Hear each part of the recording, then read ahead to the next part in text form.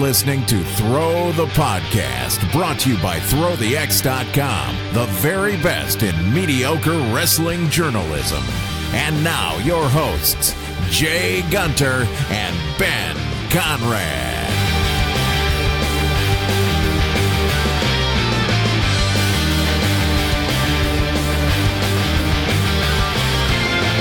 Now, for those of you that can remember, the 90s were really considered the golden age of wrestling. It was the time frame where we had WWE going face to face with WCW. It was I'm not going to give you the full story, because if you're a wrestling fan and if you're listening to this podcast, you obviously are. I mean, you know most of the story anyway. But Ted Turner got kind of mad at Vince McMahon for not letting him into the wrestling business, so he decided to start his own. He's famously quoted as saying, "Hey Vince, I'm in the wrestling business." He basically took a smaller promotion and promoted it into the WCW that we all know now. You know, the NWA, the Eric Bischoff type WCW. They ran head-to-head with Vince McMahon and his WWF on Monday nights, you know, the Monday Night Wars, WCW being on TNT, and WWF mainly on USA, you know, a couple different networks there. But I bring this up for a very good reason. And before I get to that reason, I want to bring in someone to help me with it. And I know you're thinking I'm going to say Ben Conrad here, but Ben's a little under the weather. I talked to him earlier, and I said, you know, Ben, we know you don't have a face for radio, but today you don't even have a voice for it. So he's out. So no Ben for this podcast, but I brought you something better. I brought you the operator of Wrestling News World. I brought you the brains behind the site. I brought you Thomas Fenton. Tom, how you doing, buddy? Doing great. How are you? It's been a long 24 hours for me, I'll tell you that. Oh yeah, I can only imagine, and that's what I want to get in with you. So I talk about the Monday Night Wars. They went on for a long time, and WCW actually led as far as ratings go throughout most of, you know, that time frame. It kind of ended when Ted Turner lost control of, you know, his network, and wrestling wasn't seen as a priority anymore. And then, of course, WWF ended up buying WCW. So TNT is now back in the wrestling business. And this is something that you actually broke quite a while ago, but now it's actually public, it's been announced, and I want to get your thoughts on it. And of course I'm talking about AEW, who has announced that they will be appearing on TNT and possibly a little bit on TBS for their weekly programming. Yeah, so I don't think it was any secret to most people that AEW and Turner were in talks for a long time. They were so deep into talks that even on March the 30th, I had wrote a story in regards to AEW not going with Fight TV for their streaming service this time, Double or Nothing, and that Double or Nothing would be exclusively streamed on Bleacher Report, which is another affiliate of Turner. Today, obviously, at the TV exec up front out in New York at MSG, you know, it was early. It was one of the first things they did. Turner showed off the Elite, you know, the Young Bucks. Kenny Omega was there. Cody Rhodes was there. Hangman Page was there. Tony Khan was there. They introduced the product. They said it will be returning to TNT live 2 hours this fall. They will also have a separate program on Bleacher Report. Whether it is a news type program or a recap type program at this time is unknown. Okay, and now we have a lot of stuff that we got to get into on this, because this is kind of fresh. I know, like you said, you talked about this a long time ago, but now that it's been made official, I don't think there's a whole lot of details out there. Like, we still don't know what day it's appearing, right? No, as of right now, it was still not finalized whether that deal would be on a Tuesday or on a Wednesday. They were going back and forth. The reason why the Tuesday slot didn't work was because of TNT and NBA. Both companies are looking at what they can do moving forward that best situates both individuals between Turner and AEW. Okay, so, best guess, they're not going to go straight up head-to-head with WWE right out of the gate. They're not running on Mondays. I don't know why some people may have mentioned that Mondays was never, ever, ever an option on here. And that's the next part of this I really want to talk about. So, I've been on Twitter, and I've been reading a lot of stuff, and people are liking this to the Monday Night Wars, and I know I opened up talking about the Monday Night Wars, and to be honest with you, the similarities are kind of striking. I mean, you had Ted Turner, who was a billionaire, and this time you have Tony Khan, who is also a billionaire. The networks are kind of the same. It has the same kind of feel to it, but I just don't get why people are thinking that AEW, right off the bat, is going to be able to compete with WWE. I mean, there's no chance of that, right? I think for a lot of fans, and I've talked numbers up and down on other podcasts about fans and where fans were and whatnot. And in 2010, there was around 8.5 million wrestling fans watching each week. We're almost 10 years removed from 2010. However, TV viewership numbers aren't simply the same across the board. They're not the same for the NBA. They're not the same for MLB. And we all know they're not the same for WWE. So when we look at numbers, we have to start thinking to ourselves, all right, well, what's competing? And what is successful? Because I'll tell you right now, successful is making money and doing above a 1.5 viewership number because, with the exception of the NBA, TNT has very little products in prime time that are doing above a 1.5 right now. Now, some are going to say, well, doesn't 1.5 sound low? And I think 1.5 sounds realistic right now. And maybe even on the high end. We're talking, WWE right now has 1.81 million subscribers to the network, right? Your diehards of your diehards. Their ratings right now are around a 2.3 million in their viewership on a really bad product, but 2.3. So I'll ask you, Jay. What do you see this product doing come the fall? Well, I think you hit the nail on the head. I mean, when you look at TNT's current programming, they're doing anywhere between a 1. I saw a 2 for a couple, but even that was, kind of stretching it. It wasn't a solid 2. For me, I think if you get a solid 1 million viewers, and I'm not talking about the first week, I'm not talking about the second or the third, because, that this is a new product, and I think that you're going to have that new car smell, if you will. The challenge for AEW is going to be to hold on to those people. They're going to tune in. They're going to watch. I mean, if you remember TNA, when TNA switched to Mondays, when they went head-to-head with WWE, when they had Hogan and Bischoff come on, their first couple shows did great numbers. That was some of the best numbers. Yeah, that was 2010. Those were the numbers that I was referring to, because for us to discuss and talk this, two different companies, the last time it was done was obviously when TNA Impact and WWE did that. That's a lot of wrestling fans that have gone away. Now, I think a lot of those wrestling fans, truthfully, I think there's probably a quarter of them that still may watch occasionally, may check out a Ring of Honor, an MLW, an AEW, a New Japan type show. But kind of the ones that were ran away by WWE, or for that matter, ran away by Impact if they were strictly Impact fans. It'll be up to them to continue to build. And they have to capitalize on the under 35 demo. And I think that's what they're going for.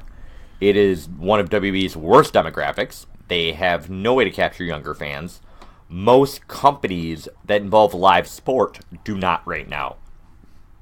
I think AEW is going to try extremely hard to hit as much of that demographic as they can, knowing that is their long-term fan.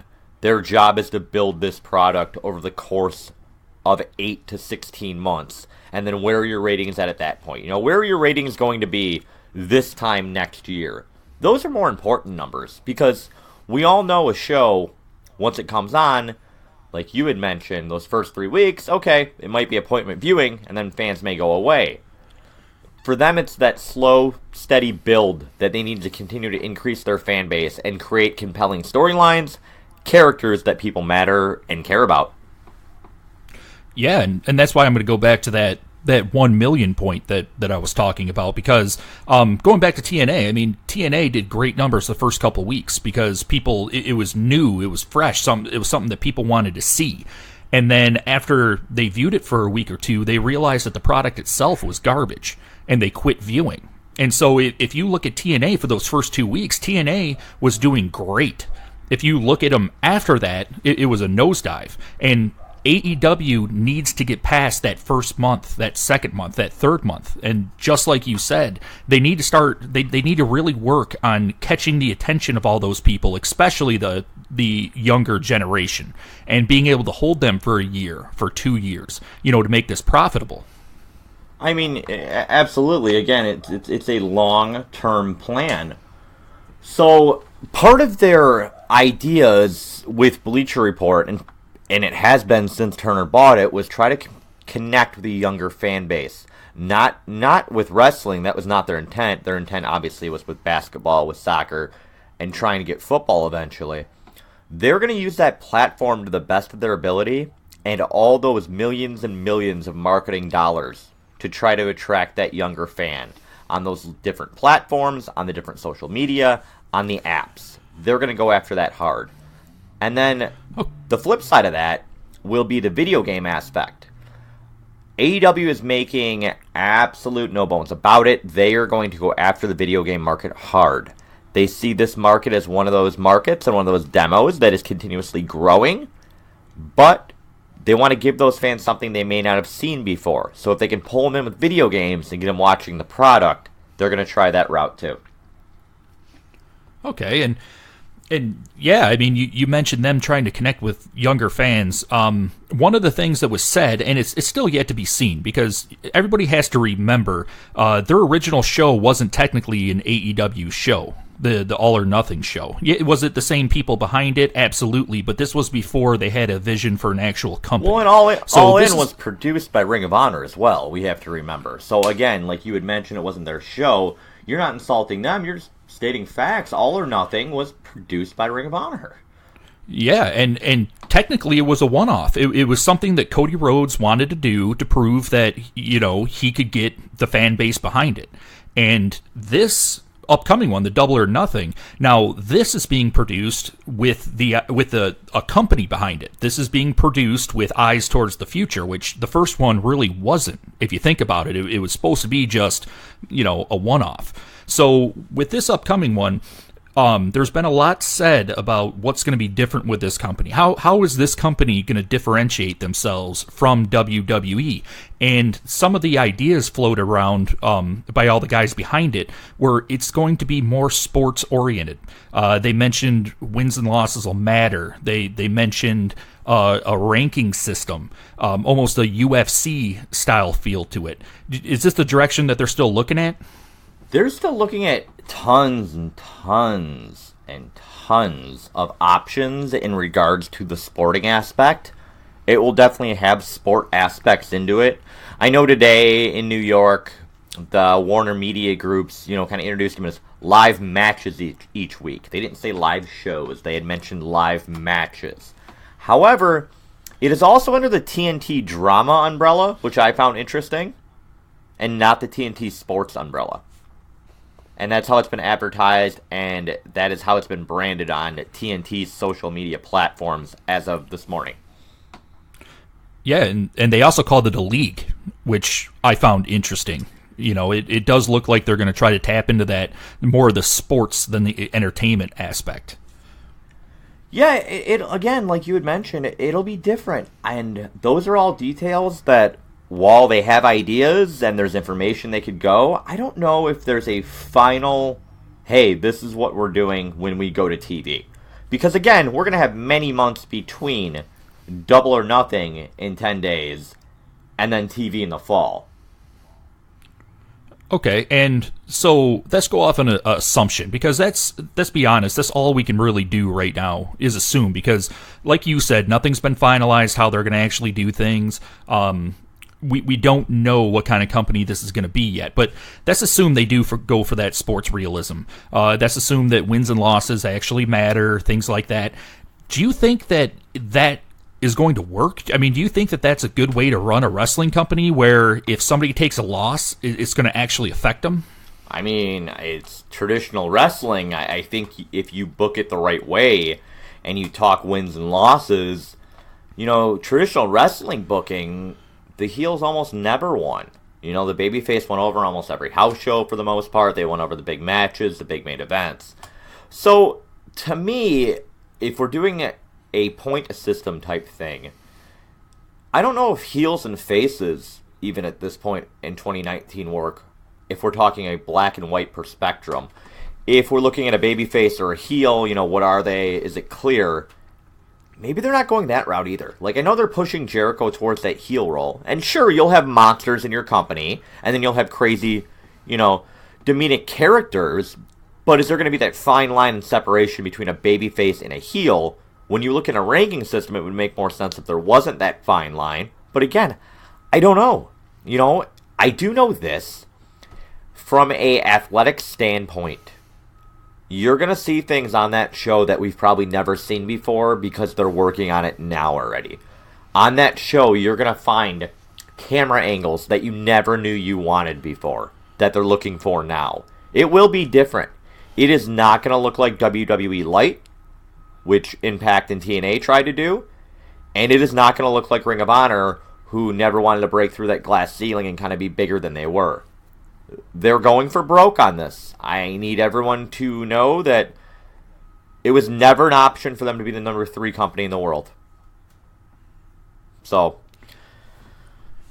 yeah, I mean, so when I hear sports realism, when I hear them talk about this being a league in, they have athletes and, a win-loss system and things like that, what I'm actually hearing is that they're going to be really light on gimmicks. So WWE, their bread and butter is gimmicks. You cannot watch a WWE show without 75% of it being filled up with gimmicks.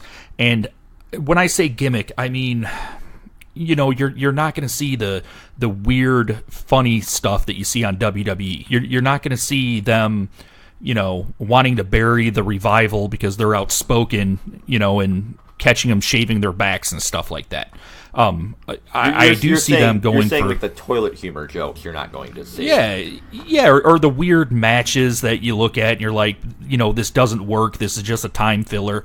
I see them more promoting actual matches than they do the gimmicks surrounding them. It'll have a big fight feel, man. I'm telling you that, and I will tell everybody that now. They are going to want to have the big fight feel. They are going to promote these cards such as that to have that big fight feel. I think moving forward, too, with AEW, I will not be shocked if some of these cards we only get like the top 4 matches announced, and it does have that bigger boxing MMA style feel because they want it to be more sports realism. As far as the gimmicks and stuff goes, I mean, we see funny things on Being the Elite every week, but Being the Elite is not going to be the television program. Sure, there may be aspects of Being the Elite, produced into the television product. However, the television product is not going to be a 2-hour live Being the Elite with matches in it. It simply isn't. That is going to be another aspect and layer they use with the company, with the Being the Elite things, which they'll just use to promote the show later. Okay, so you're thinking more like the NFL has with Hard Knocks. More of it's going to be a show that is just attached to the product to kind of enhance it a little bit. That's exactly what Being the Elite will be moving forward, in my opinion. What platform it's aired on moving forward, I would probably assume that would be on Bleacher Report only to help them, but I don't know because they do have a great following on YouTube at this point, and they can also always produce something else for Bleacher Report. So they have many options when it comes to that. Yeah, and I think they have a real opportunity with YouTube. I mean, I know me and you talked about this a long time ago, back when WWE was still in negotiations with Fox. And I told you the best thing that they could ever do was to get a deal with YouTube to air NXT, because YouTube, they put up some numbers, man, as far as viewership goes. YouTube is free. YouTube, anybody can click on YouTube. It still has ads in there, so there's still a revenue generating kind of deal with it. But you are instantly accessible to everybody. Everybody knows what YouTube is. You can ask anybody, and they know exactly what you're talking about when you say YouTube. It's interesting you mention YouTube, and I'll say this. On other pods, I've really been trying to push home how challenging it is to build a younger fan in any sport, but especially in wrestling, and here's why. In 2019, 12-year-old little Johnny is not clicking the up and down channel button on his remote control, channel surfing. It simply doesn't happen. Little Johnny's going to hit his DVR button, he's going to want to watch the shows that he knows are on there, and little Johnny probably doesn't watch TV live either. It's probably based on the DVR. Or, if little Johnny fires up his iPad, guess what? He's not searching for new and exciting product. He has his apps, he has his games and his videos on there, and that's what he's looking at. So for WWE, and this is why I was speaking prior to AEW, for WWE, the goal was start putting ads in these kids' videos. Start putting ads in these kids' game apps. Show them the product. If these kids are never seeing your product, you're never giving yourself a chance to grab them. And obviously we know they're not coming to your shows because attendance at house shows is the worst it's ever been. So if we circle back to AEW on this aspect, a lot of the things they're already doing with the YouTube and the channels to attract those fans is great. But they're even going to need to get a little younger than they already are, because even what BT is missing and what AEW is missing is that under 13 demo they also don't have yet. So they're also going to need to find a way to grab them. You can't just have the 13 to 25 demo. They're going to need those kids who in 2 years will be teenagers to mature with them and the product. Okay, so, and that's another...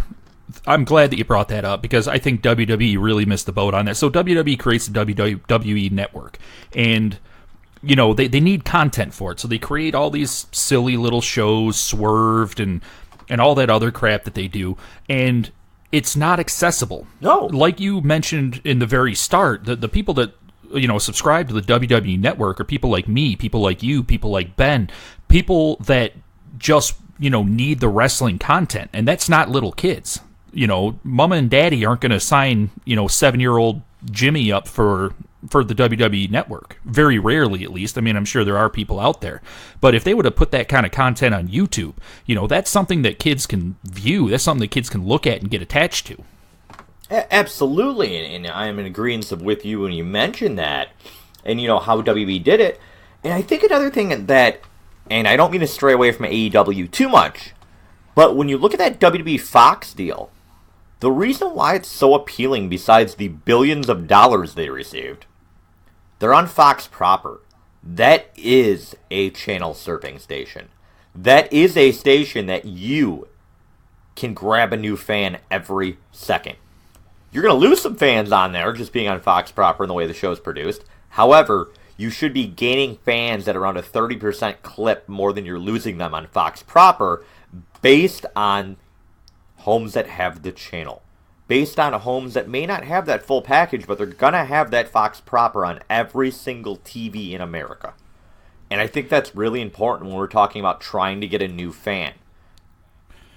Yeah, I mean, you're right. And so you speak about demographics, and AEW really needing to capture that younger demographic. Is it safe to say, and I know that nothing's been reported, they probably don't even know yet, but is it safe to say that AEW is going to stick with that PG-type programming so they can get those advertising dollars and, try to get that younger crowd base? Sure. I think, you mentioned that. I think it's a great question, and I'll kind of leave it at this. I think in this day and age on TV, we see what WWE is able to get away with from a PG standpoint.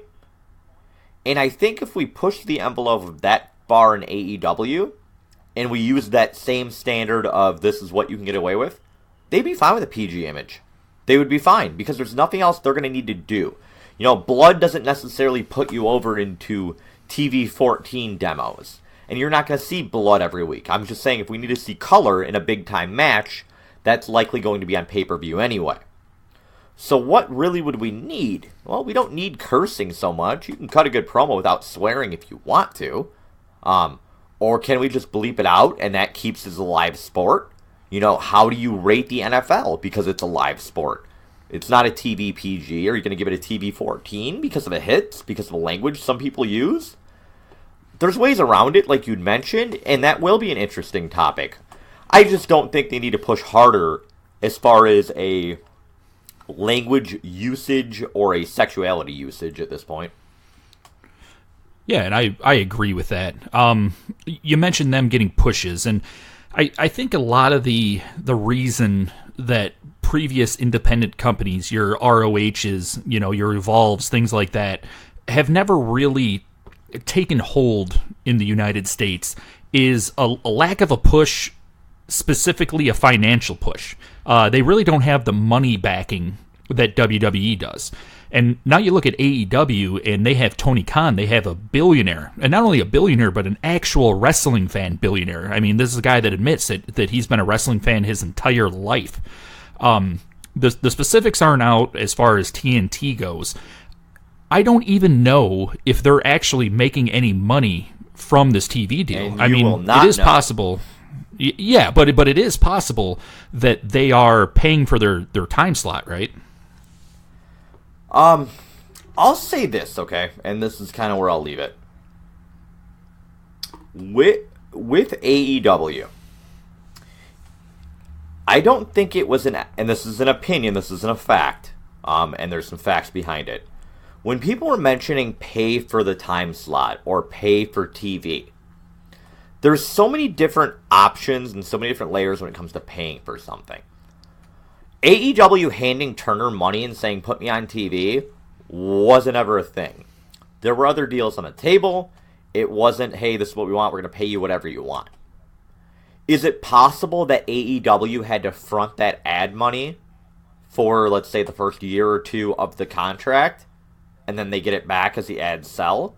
That's possible, because it covers everyone's end, and it's making a guarantee on something. But that's just AEW investing in themselves. That's not a negative. That's saying, we know we can do this. We're willing to front whatever we need to, because we're going to make this work. Okay, and so, like any new business, Tony Khan's a billionaire. He knows him some business, but like any new business, you have to assume that you're going to lose money for a little bit. AEW isn't going to be profitable right out of the gate. In your opinion, because I know that you love the business aspect of wrestling, what kind of time frame do you put on this in order for it to be considered a success? How long before AEW turns a profit in order for you to look back on it and say, man, this was a great investment? The plan for AEW is to be in the black by the end of year one. By year one? By the end of year one, their plan is to be in the black. Man, that blows out my 3-year, and I thought I was being kind of nice with it. We have to also remember with everything that AEW has the highest per-person head for merchandise in the history of wrestling. That's an extremely important number when we're talking 2019 and what people are willing to pay for products. Almost every one of their fans at a clip of $48.32 per show. Those are crazy merchandise numbers. Well, especially when you consider, most of these people weren't mainstream people. You look at Kenny Omega, the Young Bucks, things like that. Were they huge in Japan? Absolutely. Did they have a pretty decent following in the United States? Yeah. You really couldn't go anywhere without seeing some sort of, Elite shirt or Kenny Omega shirt or whatever. And so that's only going to... now that they actually have a company in the United States that's centered in the United States, that is based in the United States, that's only going to increase as far as the the merchandise revenue goes, right? Oh, absolutely. As more and more as these characters become popular, you're going to notice twofolds, because it's trend and it's society. You're going to have some of those diehards jump off the bandwagon saying, oh, you didn't like it when it was underground, now it's too mainstream, I don't like it anymore. Again, that's just reality with any trend. you're going to have those people jump off. However, you're going to be adding so many more people on to that bandwagon of, oh, that's who Kenny Omega is. That guy's really good. Or that's the Young Bucks. Those guys are super cool to watch. They're fun. I really like them. Whoever it may be, of course, it's going to continue to push more merchandise because it's exposing those people to more fans. Yeah, I mean, they could go the way of almost like a merchandise-wise, like an NWO. I mean, because if you remember when the NWO happened, people started wearing their T-shirts, and like you said, it became a fashion trend. Absolutely. You had people wearing NWO shirts. They didn't even know who the NWO was. They just were really into it. And obviously, they saw the shirt. Yeah, and I don't want to cut you off, and it's unfair for us to sit here and compare AEW to NWO, and that's not what we're trying to do, but we're just bringing up that shirt aspect. This is the closest in 2019 anything's going to get to how hot that NWO was with merchandise. That's just the reality. But if we look at that NWO merchandise, it was everywhere. It was at your major retailers, at your Kohl's, your Penny's, your Macy's. It was in Target. Like, it really was everywhere. It was a cultural phenomenon that every store had that merchandise. And it shows you, too, how much money fans were willing to spend and how many more fans there were then. We're talking 10 million wrestling fans a week at that time. Yeah, I'm glad you brought that up. I'm not comparing the Elite to NWO. I'm not comparing AEW to old school WCW. I'm not. I'm just, for comparison's sake, when we're talking about the T-shirt, that's what I remember about the NWO. I remember that you couldn't, walk outside without seeing somebody sporting an NWO shirt, and it's not because they were a huge wrestling fan. It's just because it was a trend. It was a fashion at the time. Yeah, and by the end of that, too, if you remember, and this is during the death portion of WCW, you had every variation, color, version of that NWO shirt, whether it was the LWO, the Wolfpack, the Splits, whatever the hell it was at the time. So much money was made off of that. But, I mean, the Bucks with the Bullet Club images, and obviously New Japan took some of that, wasn't all theirs, and they will make more with the Elite based on them owning it. They're going to continue to pump out merchandise sales. But, again, it will be up to them to build it long term. Yeah, and it all starts in 10 days, like you said, with Double or Nothing that you're going to be covering live from Las Vegas. So, Double or Nothing, we know that they're going to have a casino battle royale, that the winner is going to be given a future opportunity at the title. What we don't know yet is if there is an actual title match going to be taking place. And that's my question for you. Is there? And if there is, what match do you think they insert that into? There's no title match taking place at Double or Nothing. The winner will have a title opportunity. They may speak on behalf of a future title, but that title will not be part of the show whatsoever. So they're not going to use their first technical pay-per-view as a way to, get their title going? No, what they want to do, in which I understand the mentality behind, they want to build towards TV. So they kind of want their title type thing to climax while they're getting hot and while fans are watching. They don't necessarily need a champion going into TV. They want those fans to see how that champion earned it and how they got there. Okay, but do we see storylines start to materialize during this, or is this just going to be a fun show to watch? I think you'll get the storyline perspective of, okay, well, whoever's winning the Casino Battle Royale, it should be a little more telling as to where they're going with the title picture. You're going to likely wrap up the feud with the Young Bucks and the Lucha Brothers on the show. You also have Hangman Page and Pac, which they've been building that match for a while. And then, towards the top of the card, we've got Cody and Dustin and Jericho and Omega. So, I mean, the card's great. It follows every storyline of being the Elite. But because it's not a weekly television show at this point, to your mention of how are the storylines going to work, it's one of those things you have to continue to watch and continue to piece together for yourself. Okay. How long do you think it takes them before they actually have their television product out? I mean, it's not going to be the week after, Double or Nothing is going to take a little time to get this off the ground. But what kind of time frame do you put on this? The television deal for AEW is debuting the same week that Fox is getting SmackDown in the fall. Okay, so this is a October, I think, week 2 project. Okay, and what a great time. This is actually the perfect time for AEW to be doing this because, there's a lot of turmoil going on in WWE. They're losing followers left and right, and I think it would be hard to imagine.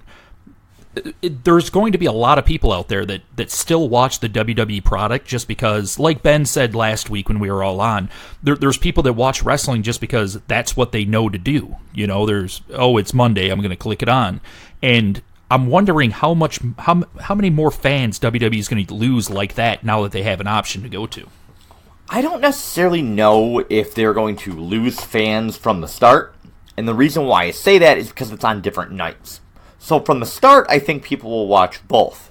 I think ultimately what will dictate if they lose fans is going to be that fans' mindset of, is it okay for me to invest 5 hours into wrestling even before Thursday comes around for that particular week? Or if you include NXT, is it okay for me to invest 7 hours of wrestling before Thursday happens?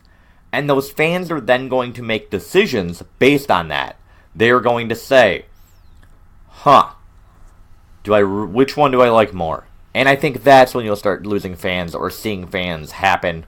So for WWE, probably not until after the first of the year will we really see that clip. Maybe towards the end of the year is where I think you could see that clip of fans falling.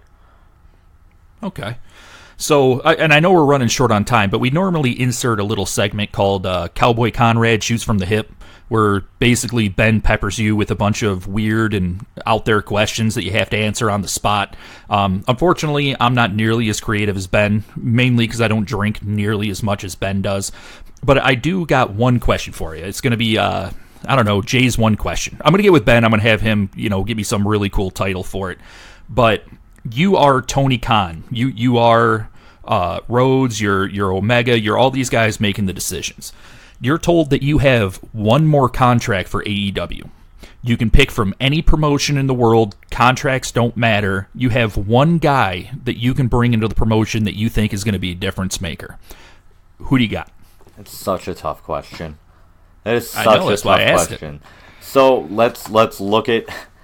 Man, this question might take me 5 minutes to answer. So under your premise here, contracts don't matter. It's any worker in the world to add to the company.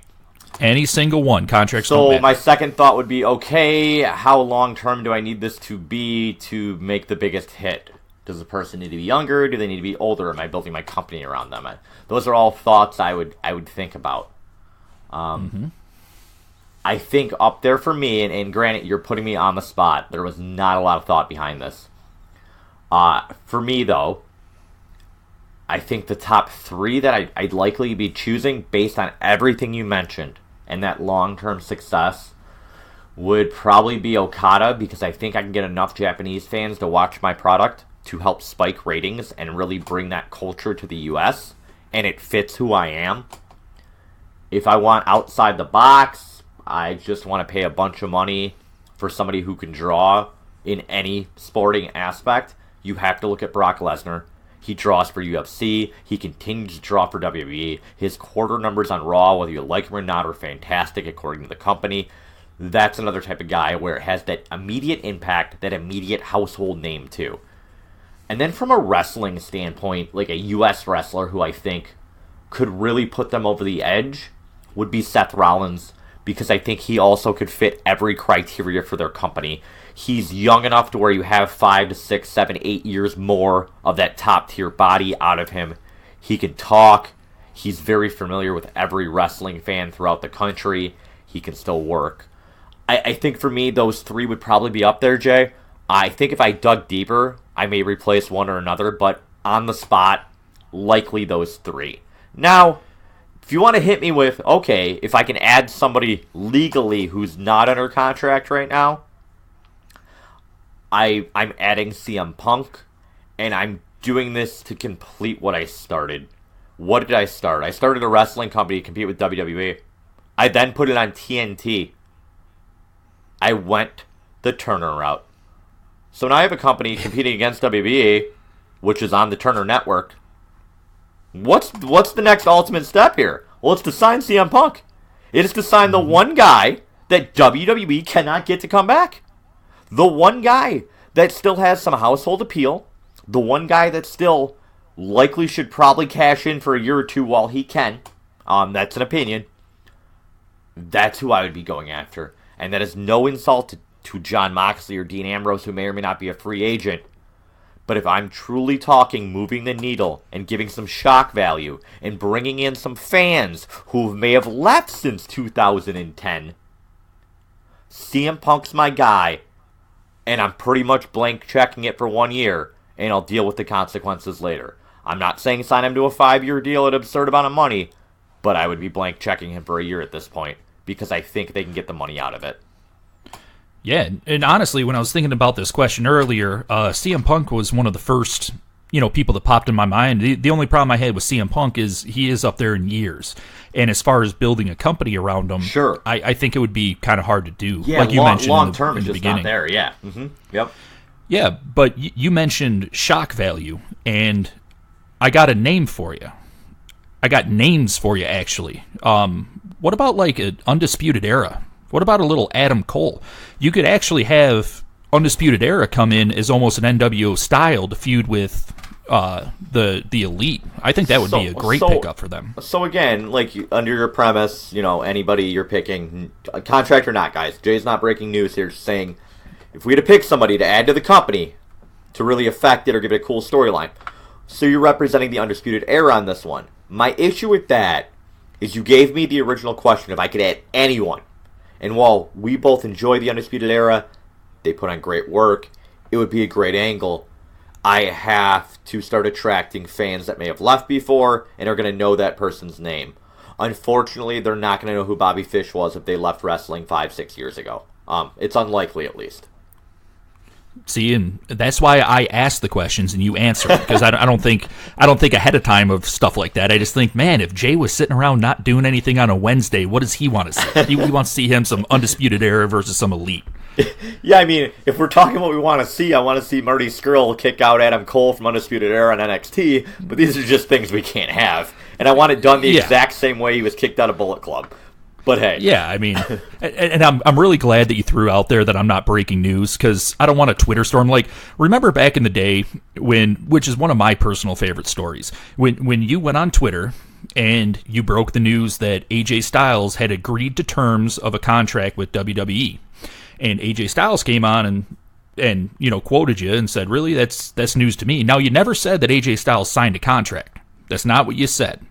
Now, everybody jumped on your back and said, oh, you don't know what you're reporting, you don't know what you're talking about. Lo and behold, a month later, it's reported that AJ Styles signed the contract that he agreed to that you reported about.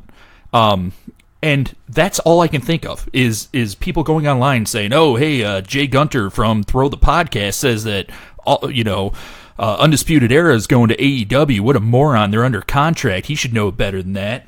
You know what's funny? It's unfortunate, and I'm not going to plug anyone else, but there's a certain daily wrestling show, and it happens to them all the time.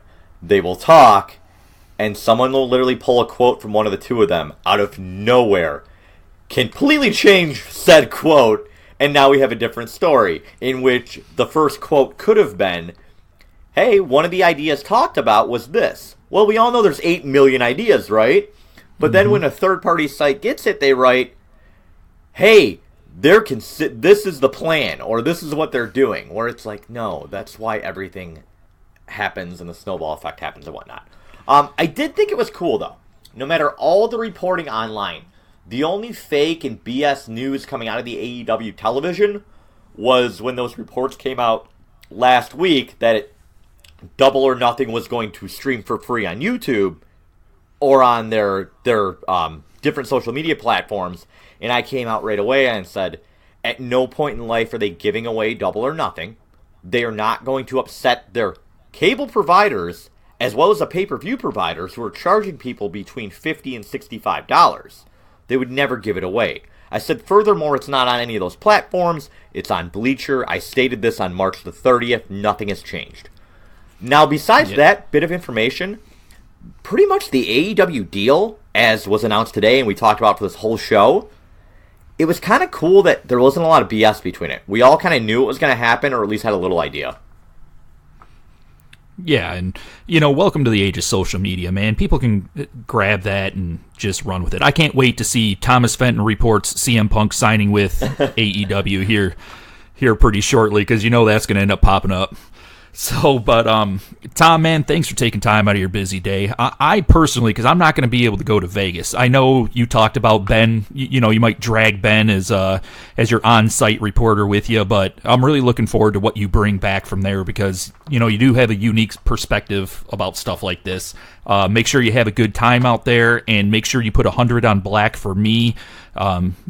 Just, if you lose, take it out of my salary. It should be really interesting. And I say this because when I do these trips and I go to these events, as you know, I get in the city and I get out.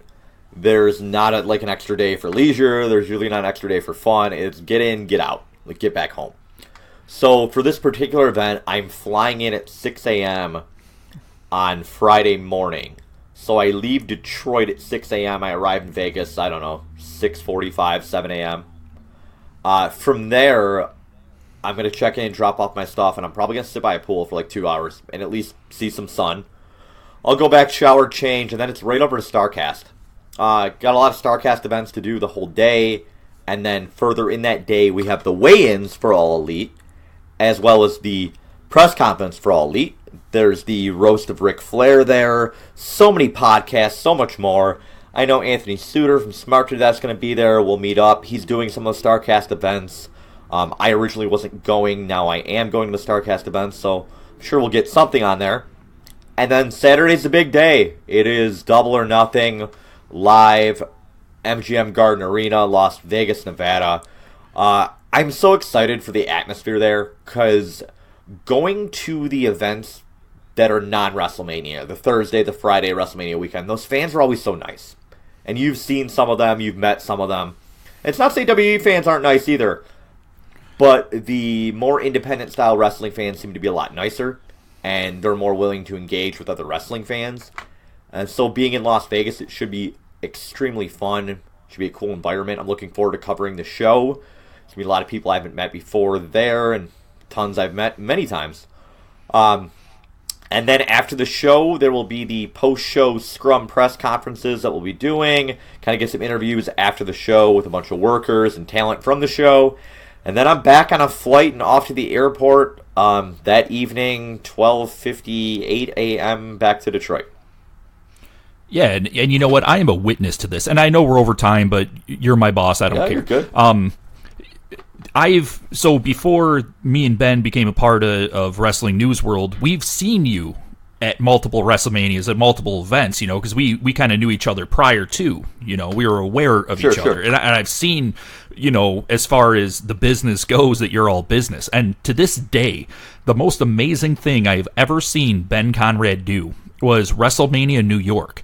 Actually convince you to take 2 hours out of your schedule to sit at a bar, just drink with us, and then do a podcast afterwards. I still have no idea how he talked you into taking time out of your day for that. I was so behind the rest of the day after that.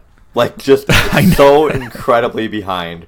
But it was a really cool experience. And, like you'd mentioned, when you were doing these events, it's all about the company, it's the professionalism. But I think you remember, and you were there, it was New Orleans WrestleMania weekend when I left from Ring of Honor to go to NXT, and then NXT to Ring of Honor back to NXT, and then back to Ring of Honor to finish out the show. It becomes challenging at times, and I try to do my absolute best to get any supporter of the site from the podcast or myself whatever footage or whatever information they want from said shows. But it does make it extremely challenging sometimes when you're in and out of these cities. I know. I remember New Orleans. I remember me and Ben bumped into you, and you said, "Hey, I'm going to the Ring of Honor press conference. What bar are you guys going to be at?" And we told you, and we get to the bar, and I'm like, "Yeah, Tom's going to come up and have a drink with us afterwards." And you came in, you bought me and Ben a drink. You didn't drink. You hung out for probably about 10 minutes, and then we're like, "Okay, guys, I got more stuff I got to do." And then you left, and me and Ben just kind of looked at each other. We're like, "Dude, we've been in this bar for like 3 hours." I mean, isn't that the truth? Yeah, every year, man. So, but Tom, thanks for coming on. Really appreciate you dropping your business knowledge with all this AEW stuff going on. Like you mentioned, you are going to have a ton of coverage for this AEW event. I really encourage people to jump on Wrestling News World. I know that there's going to be a lot of free stuff out there, and if you want to get really deep into it, you got to get on Wrestling News World premium site. Tom goes really in depth with a lot of this. He reports on things that no other website reports on. It's really, really worth it if you are a wrestling fan, if you are into this stuff. So check it out. And then, of course, look for us on Wrestling News World every weekend. Ben Conrad, as long as he can talk and as long as he's able to drink again, he should be back this weekend in time for Money in the Bank, which we will get everybody's opinion on. Wrestling News World is also the home of multiple podcasts, including Smart to Death. Make sure you listen to all of them. All of them are great. You can also find us on any podcast streaming platform there is, so your Google Podcasts, your Apple Podcasts, all that fun stuff. Tom, you got anything for the people before we get out of here? No, man. I think it was a very exciting day for many people. Many non-believers are now believing. I had tweeted something out this morning that said, well, we can officially put to bed the worst hot take in the history of wrestling, that AEW is a t-shirt company until they get a TV deal. That is officially dead. AEW is officially a wrestling company today, if they weren't before. And the business just changed. You can follow me at Thomas Fenton, WNW, and also, obviously, WrestlingNewsWorld.com. It is going to be a long week. I'm sure I will have more on the AEW television deal this evening and into tomorrow. My assumption is we will not have a set date for their weekly program for another month, but that's not for sure. We could all find out tomorrow. Who knows? But it wasn't originally planned for another month or so. So there you go. So keep your eyes glued to Wrestling News World, and let's see if it happens. With that being said, we will catch you not next week. We're going to catch you this weekend with Ben Conrad. Guy with a cool voice, take us out. Thank you for listening to Throw the Podcast. Join us again next week for even more wrestling commentary.